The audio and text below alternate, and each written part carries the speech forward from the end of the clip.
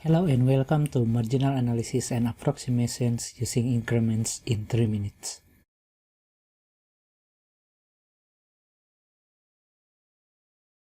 No, maybe in 10 minutes. Marginal analysis is the use of the derivative to approximate the change in a quantity that results from a 1 unit increase in production.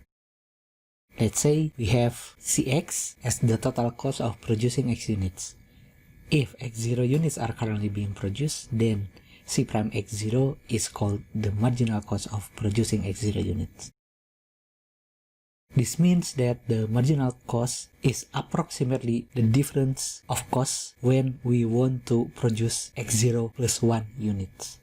We can see more clearly if we illustrate both cases like in the yellow boxes below. In the left yellow box, we have C prime X0. And in the right yellow box, we have the difference between Cx0 plus 1 and Cx0. You can see that C prime X0 will approximate Cx0 plus 1 minus Cx0. We can also use this marginal analysis to revenue and profit using the same idea.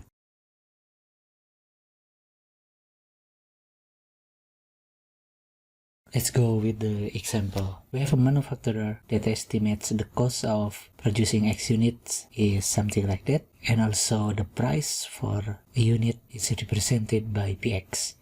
We want to find the marginal cost and the marginal revenue, and we also want to use this marginal cost to estimate the cost of producing the 9th unit, and we will also find the actual cost of producing the 9th unit, and we do the same for marginal revenue. And so we have the marginal cost is C prime X, a quarter of X plus 3, and the marginal revenue is R prime X, 25 minus 2/3 of X. The cost of producing the 9th unit is C prime 8, which equals to $5. And the actual cost of producing the 9th unit is C9 minus C8, which is $5.13. So there is a little bit difference between the actual cost and the marginal cost. But it doesn't matter because, as we say, the marginal cost is the approximation of the actual cost.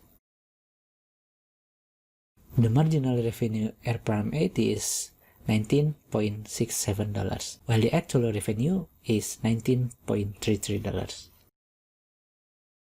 We can generalize the similar procedure to marginal analysis to any function. This process is called general incremental approximation procedure. So all this long formula boils down to delta f equals to f prime x0 delta x. This is similar to marginal analysis.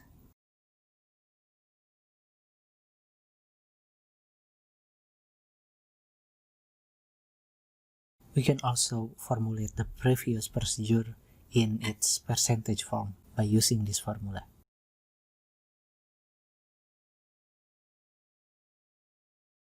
Let's say we have GDP of a certain country is NT equals to T squared plus 5T plus $200 billion T years after 1997. We want to know the percentage of change in GDP during the first quarter of 2005. So we have T is 8 because 2005 minus 97 is 8 and delta T is 0.25. So we have the percentage of change in N is approximately 1.73%. You can see that the difference between marginal analysis and the general increment procedure is the unit of delta.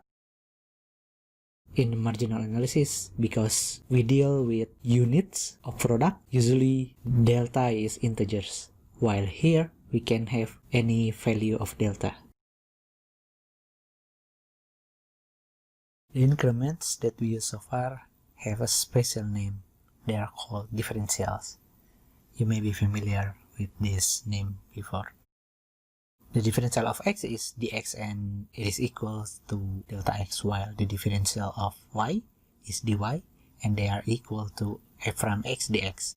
This dy, as you can see in the illustration, will be used as an approximation of delta y. And here are two examples on how to find the differential of y.